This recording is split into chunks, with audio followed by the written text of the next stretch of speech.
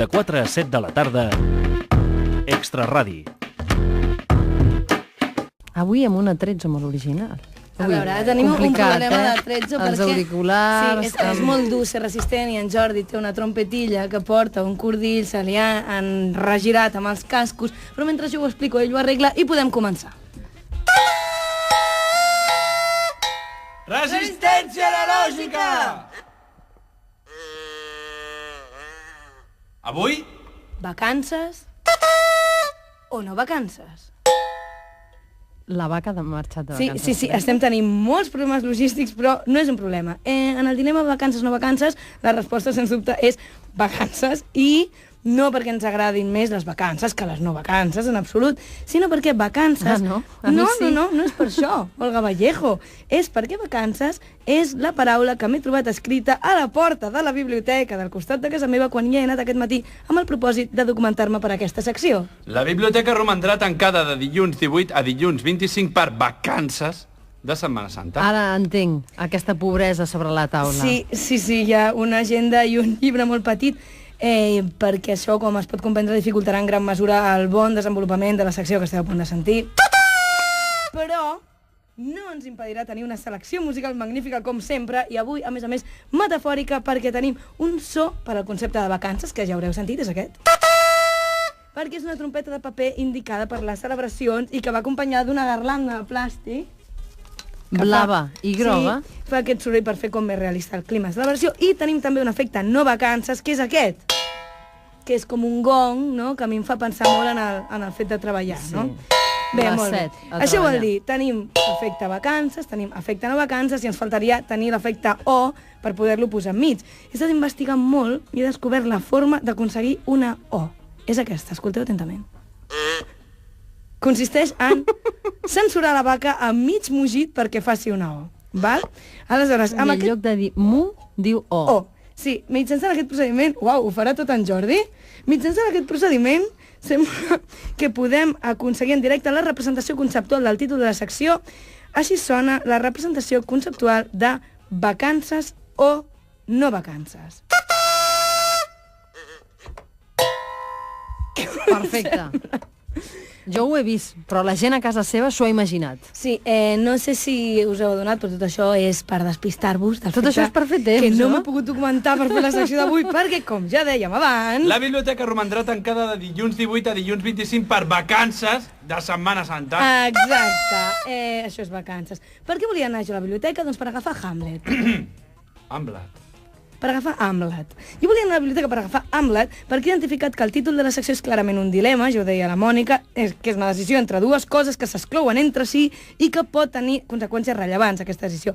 I volia agafar com a model el gran dilema que hi ha a la literatura, que és el seu no sé de Hamlet. Hamlet. De Hamlet.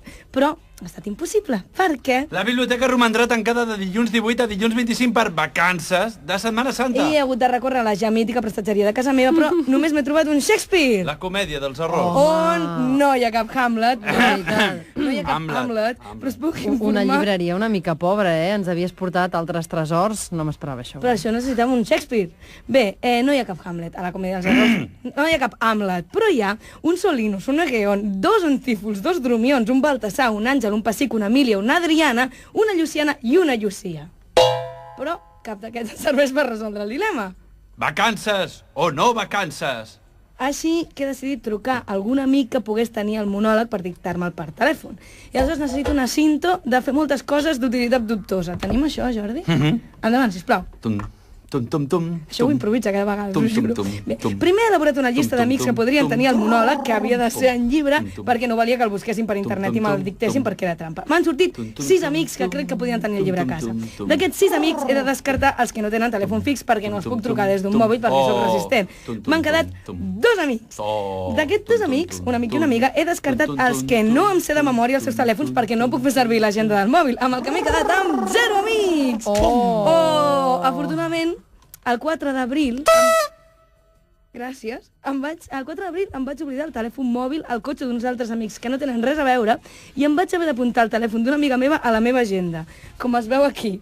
Val? Pel que he aconseguit un dels telèfons, he pogut trucar a la meva amiga Laura a casa seva, moltes gràcies Laura, i demanar-li que em dictés el monòleg de Hamlet, que diu així. Espera, que faré jo una introducció. Que diu així. Sé o no sé. Aquesta és la qüestió.